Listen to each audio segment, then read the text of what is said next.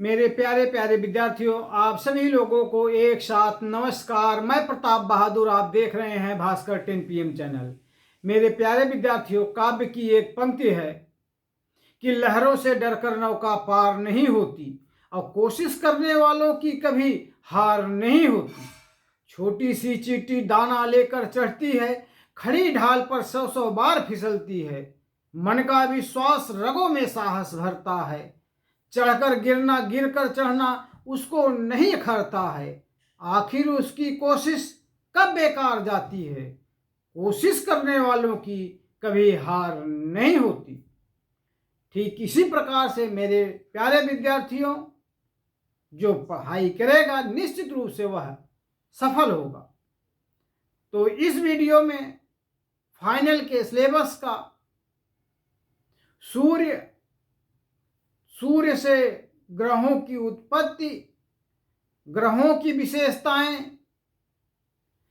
पृथ्वी पर जीवन का उद्भव और विकास से लेकर के पाषाण काल तक के बारे में हम चर्चा करेंगे। मेरे प्यारे विद्यार्थियों, सर्वविदित है कि सूर्य से ग्रहों का निर्माण हुआ। पहले 9 ग्रह माने जाते थे, बाद में एक को निरस्त कर दिया गया। इस प्रकार से 8 ग्रह माने जाते हैं। सूर्य शक्ति का मूल स्रोत है, ऊर्जा का मूल स्रोत है। सूर्य से ही हमारी पृथ्वी का निर्माण हुआ। हमारी पृथ्वी से सूर्य 15 करोड़ किलोमीटर दूर है।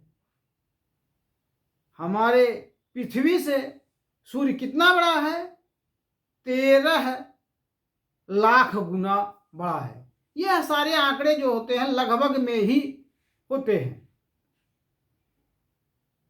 और सूर्य जब इतना दूर है तो उसका प्रकाश हमारी पृथ्वी पर कितने समय में पहुंचता है? 8 मिनट 18 सेकेंड में पहुंचता है। कहीं कहीं 8 मिनट 16 सेकेंड दिया गया है। जबकि चंद्रमा का प्रकाश कितने देर में पहुंचता है? 1.25 सेकेंड में पहुंचता है। जो सूर्य तप है, जो उष्मा है, उसका कितना प्रतिशत भाग हमारी पृथ्वी पहुंचता है? तो सूर्य तप का 1/4वां भाग हमारी पृथ्वी पर पहुंचता है। तात्पर्य है किसी चीज के 1 अरब टुकड़े कर दिए जाएं तो उसका 1/4वां भाग हमारी पृथ्वी पर पहुंचता है। सोचो, यदि उस ऊष्मा का जो है 100 भाग किए जाएं और 1 भाग अगर पृथ्वी पर आ जाए तो क्या स्थिति होगी? जब 1 भाग नहीं सह पा रहे हैं, इसका 100 गुना बढ़ जाए, या अगर कितना गुना बढ़ जाएगा आप अंदाजा लगाएं। अगर 100वां भाग आ जाए तो इसको हम नहीं बताएंगे, लेकिन आ जाए तो पृथ्वी क्षण भर में राख हो जाएगी। कितना संतुलित तापमान पृथ्वी पर आता है।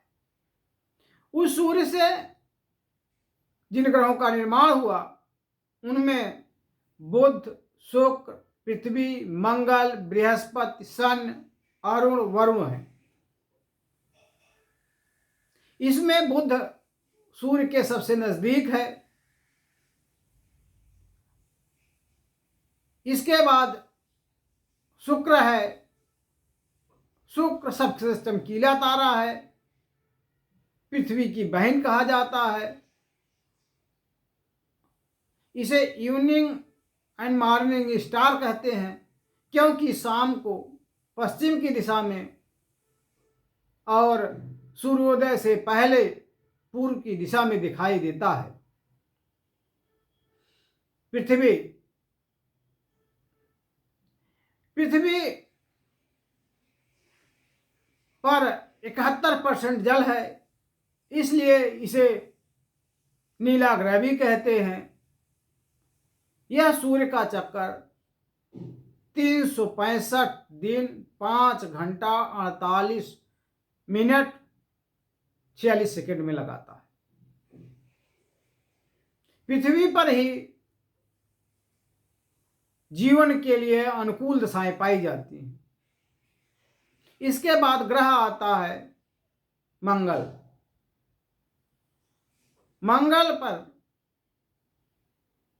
मंगल को लाल ग्रह भी कहते हैं।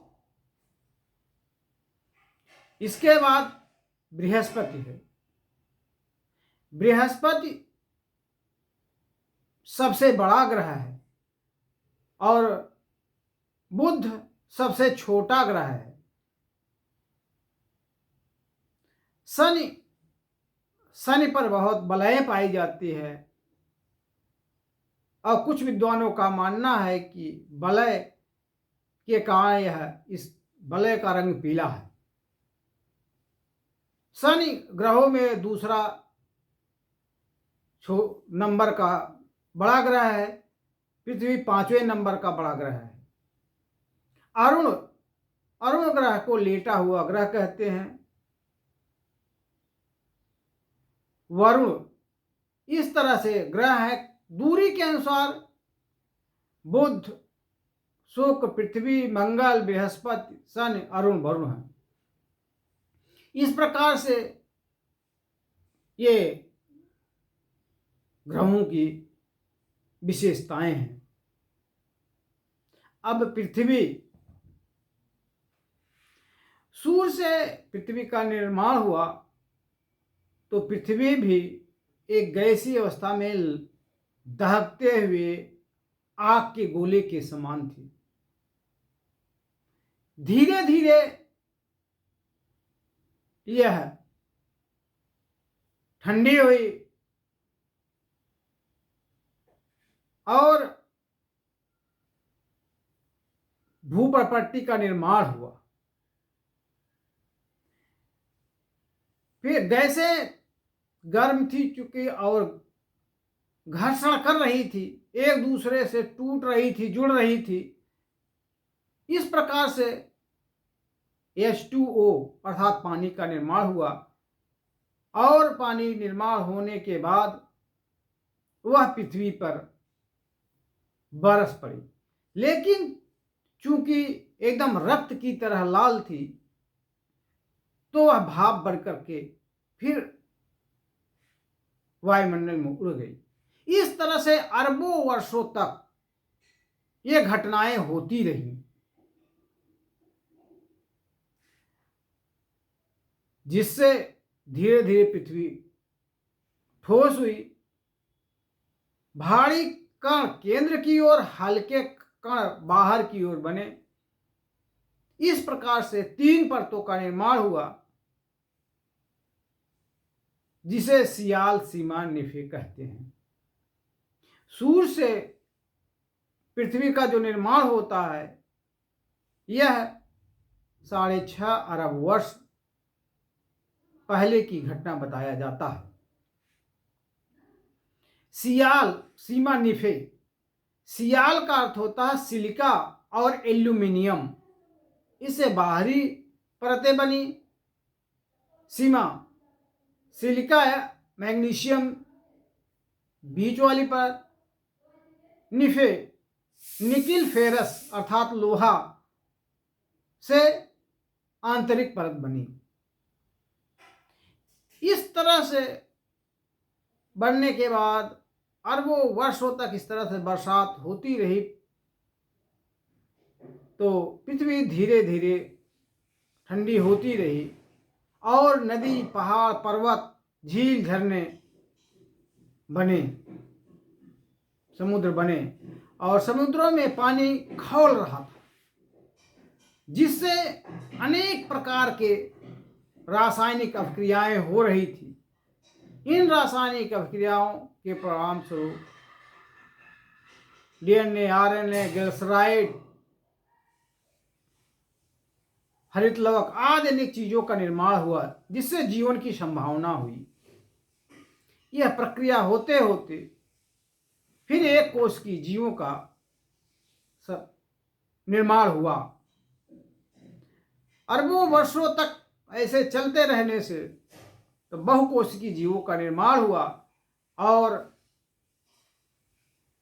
धीरे धीरे जब भोजन की कमी हुई तो एक कोशिकीय जीव में बहुकोशिकीय जीवों में संघर्ष हुआ, तो बहुकोशिकीय जीव एक कोशिकीय जीवों को खाने लगे।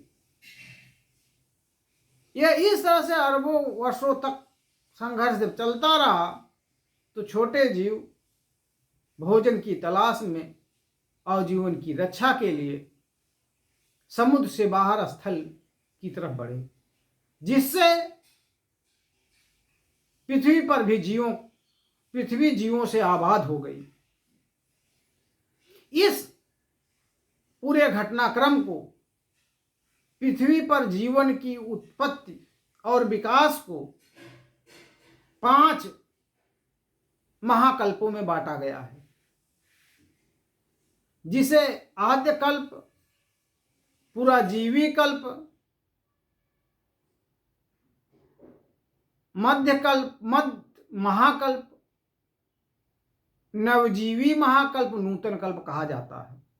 पुनः आद्य कल्प, पुराजीवी महाकल्प, मध्य महाकल्प, नवजीवी महाकल्प, नूतन महाकल्प, जिसे अंग्रेजी में आर्कियन युग, पेलियोजोइक युग, मेसोजोइक युग,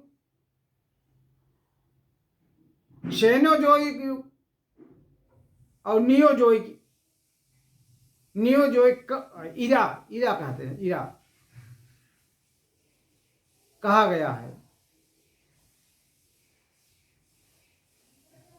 आर्कियोजोइक इरा में पेलियोजोइक इरा, मेसोजोइक इरा, सेनोजोइक इरा और नियोजोइक इरा।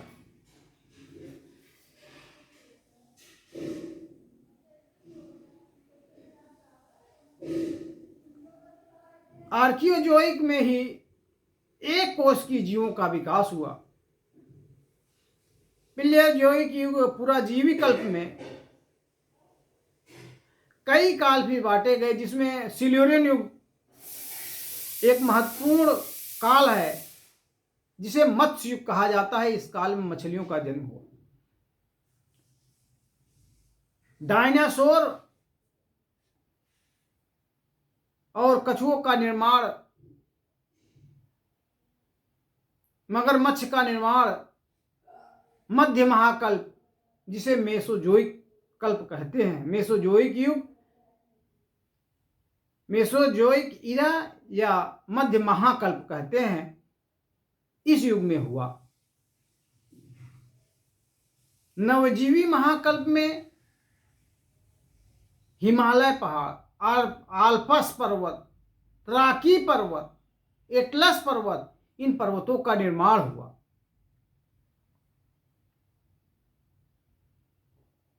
और सेनोजोइक युग में क्या हुआ? स्तनधारी जीवों का विकास हुआ। मैमथ, सिकोया वृक्ष का निर्माण हुआ। नियोजोइक नूतन कल्प में आज मानव का जन्म हुआ। इनकी समय सारणी पृथ्वी के उद्भव विकास से 60 करोड़ वर्ष पूर्व तक आर्कियन युग कहा जाता है और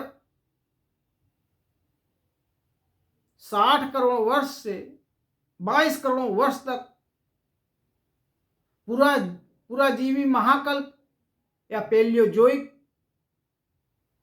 इरा कहा जाता है। 22 करोड़ वर्ष पूर्व से 7 करोड़ वर्ष पूर्व तक मेसोजोइक इरा या मध्य महाकल्प कहा जाता है। 7 करोड़ वर्ष से 1 करोड़ वर्ष पूर्व तक नवजीवी महाकल्प या सेनोजोइक इरा कहा जाता है। नूतन कल्प या नियोजोइकिरा 1 करोड़ वर्ष से 25 लाख वर्ष पूर्व तक कहा जाता है। इस तरह से एक कोशीय जीव से मनुष्य तक का विकास हुआ। आदि मानव तक का जो गुरिल्ला या बंदरों जैसा हुआ करता था, इसी के तरह उनका विकास हुआ। विद्वानों का मत है कि अफ्रीका महाद्वीप में 50,000 वर्ष पूर्व आदि मानव का जन्म हुआ। पाषाण काल का समय 25 लाख से 4,000 वर्ष पूर्व तक माना जाता है। इस काल में मनुष्य गुरिल्ला के समरूप जैसा आदि मानव हुआ करता था। इसमें पहले 4 पैरों से चलता था, फिर एकदम झुक कर, फिर थोड़ा सा टाइट होकर, फिर धीरे धीरे चलना, अरबों इस तरह से कई लाख वर्ष में अपने पैरों पर चलना सीखा। और वह कंदमूल, फल, जंगली जानवरों का शिकार करता था। जिस तरह से पाषाण काल नाम है, उसी तरह से पत्थरों से यह जानवरों का शिकार करता था, कच्चा मांस खाता था, गुफाओं में रहता था और तालाब का गंदा पानी पीता था। वह सामाजिक नहीं था, नंगे ऐसे ही सबसे रहता था। तो उस समय का मानव पाषाणिक था, सभ्य नहीं था। इसके बाद भारत की दूसरी सभ्यता आती है सिंधु घाटी सभ्यता, जिसका समय काल 2300 से 1750 तक विद्वानों ने माना है। इस समय मानव बहुत सभ्य हो चुका था, उसका नगरीय जीवन था और व्यापार भी आज भी होता था। वह खाद्यान्न उत्पादन करता था, हालांकि शाकाहारी मांसाहारी हुआ करते थे। खाद्यान्न को उत्पादन करता था, वस्त्र पहनता था, चूड़ी आज मिले हैं, चावल आज मिले हैं, बंदरगाह मिले हैं। लोथल में चावल के साथ कालीबंगा में काली रंग की चूड़ियां और मेसोपोटामिया के प्रमाण मिले हैं, इराक।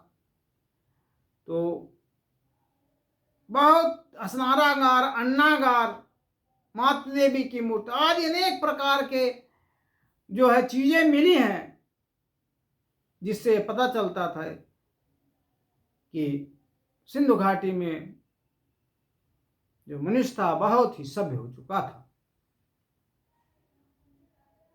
जबकि पाषाण काल में वह सभ्य नहीं था। तो इसलिए सिंधु घाटी काल को प्रथम सभ्यता का सिंधु घाटी सभ्यता कहा जाता है।